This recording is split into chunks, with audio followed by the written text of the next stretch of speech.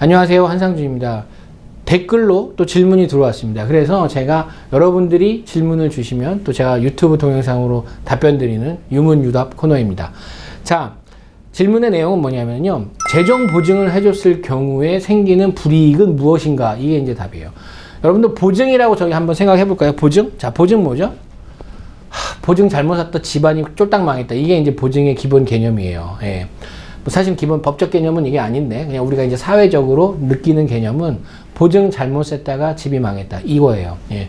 자, 뭐냐면 내가 다른 사람에 대한 채무에 대해서 책임을 지게 되는 거죠.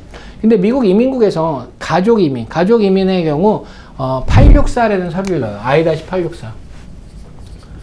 자, I-864 뭐냐면은 그 재정보증 해주겠다라는 얘기예요. 재정보증. 자, 예를 들어서 우리가 시민권자 배우자를 초청을 해요. 내가 시민권자야. 근데 배우자를 초청을 했어.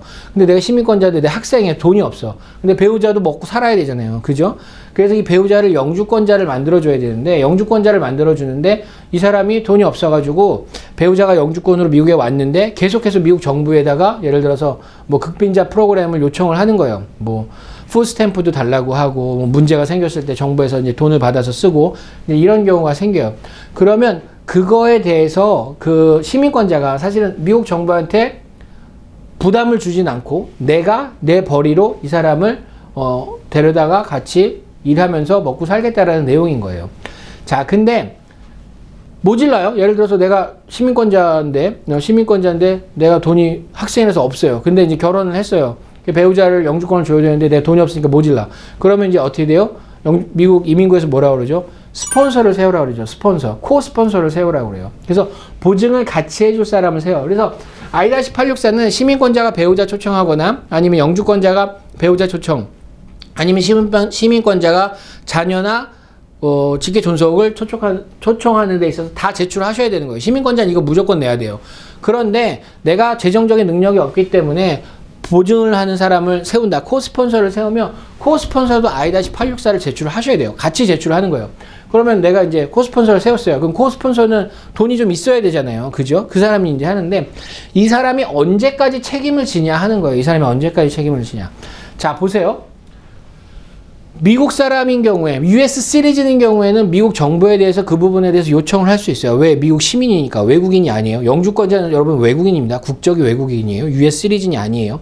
그렇기 때문에 US 시리즈이 될 때까지 그 사람이 미국 시민이 될 때까지 코스폰서 그러니까 보증을 해줬던 사람은 그 사람에 대해서 책임을 져야 돼요. 언제까지? 그 사람이 시리즈는 될 때까지. 자, 그러면 예를 들어서 우리 조카가 학생인데 결혼을 했는데 사랑하는 사람하고 살게 되는데 삼촌 이거 좀 해주세요. 근데 삼촌이 난 해줄 수가 없어. 이렇게 말 못 하잖아요. 그래서 만약에 해줬어요. 좋은 삼촌 해줬어. 좋은 삼촌이 해줬는데 이 친구들이 언제까지 내가 우리 조카 며느리한테 보증을 언제까지 해줘야 되느냐 하는 부분이 생긴 거죠. 자, 그런데 보세요. 시민권자가 될 때까지예요. 시민권자가 될 때까지. 첫 번째가 시민권자 될 때까지. 시민권자 될 때까지. 너무 성의 없이 쓰나? 자, 첫 번째는 시민권자 될 때까지고 두 번째는 뭘까요? 두 번째. 자, 여러분들 미국에서 소셜 시큐리티 넘버 제출하죠. 저희가 소셜 시큐리티 넘버 받죠.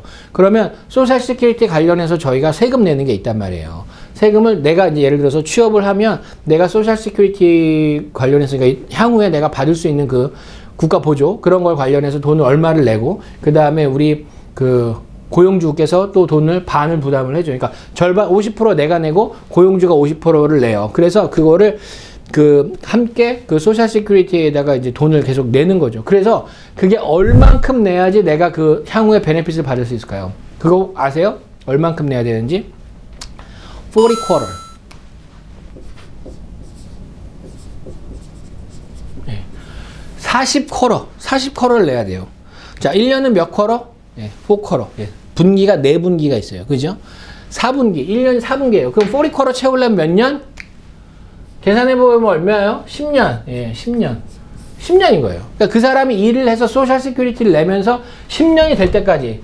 그 다음에 언제? 시민권자 될 때까지, 이때까지 이 기간이에요. 그래서 일단은 야 그럼 들어와서 돈 벌기 시작한다라고 하면 영주권자로 있으면 10년. 근데 그 사람이 시민권자가 되면은 몇 년? 시민권자 되자마자 그러니까 내가 864 코스폰서 해줬던 그거에 대해서는 없어지는 거예요. 그러면 이 사람이 시민권자 될 때까지 보통 영주권 받고 시민권 되는 데까지 몇 년이에요? 몇 년 걸리죠? 영주권 받고 시민권 되는 데까지? 네. 일반적으로 영주권자가 시민권을 신청할 수 있는 기간은 5년. 그런데 시민권자랑 결혼해서 배우자가 된 경우, 그런 경우는 몇 년? 3년. 3년만 있으면 신청할 수 있어요. 그러니까 5년짜리, 3년짜리가 이렇게 있는 거예요. 그러면 자, 우리 좋은 삼촌. 우리 좋은 삼촌은 몇 년을 기다려야 될까요? 네. 아까 얘기 드렸죠. 내가 조카가 결혼했어요. 결혼해서 조카 며느리를 스폰서를 해주는데 조카는 시민권자. 근데 학생이야. 근데 조카가 시민권자로 배우자를 초청해서 결혼을 했으면 이 사람은 시민권 될 때까지 몇 년 있어야 돼요? 시민권자 배우자 초청 영주권자니까 시민권자 될 때까지 3년 있으면 되죠. 자, 그러면 우리 조카 며느리가 3년 있다가 영주권 받고 3년 있다가 시민권이 됐어요. 그러면 나 굿삼촌, 좋은 삼촌은 언제부터 여기서 면제될까요? 예. 시민권자가 된 다음부터 면제돼요. 그러니까 3년이죠. 그런데 예를 들어서 우리 삼촌, 나 말고 우리 삼촌이 나중에 알고 봤더니 조카가 있었어요. 그래서 그 조카를 이제 초청을 했어요. 그러면은 자, 시민권자 배우자 아니에요? 그럼 그 친구 영주권 받았어요. 영주권 받아가지고 시민권 될 때까지 몇 년? 5년 걸린다는 거죠. 5년 걸리죠. 그럼 5년 동안 그 책임이 있어요. 5년 동안 책임을 져야 되는 거예요. 5년간. 자, 근데 시민권 안 했어. 시민권 안 하고 그냥 이 사람이 그냥 계속 버텨. 그리고 일하면서 포리쿼터를 채우는 경우가 있어요. 그러면 몇 년? 10년. 근데 이것도 안 한다. 그럼 몇 년? 이거 될 때까지. 시민권 될 때까지예요. 그러니까 기본적으로 여러분들이 3년짜리가 있다라고 생각하시면 되고요. 5년짜리가 있다고 생각하시면 되고요. 그 다음에 10년짜리가 있다고 생각하시면 돼요. 그래서 내가 864 코스폰서로 했을 때 책임을 져야 되는 기간은 이렇게 나눌 수가 있어요. 그리고 책임의 내용은 무엇이냐면 그 사람이 국가로부터 받았을 경우에 그 부분인 거예요. 그래서 여러분들 864를 제출하는 내용은 뭐냐면 864는 나하고 누구하고의 관계?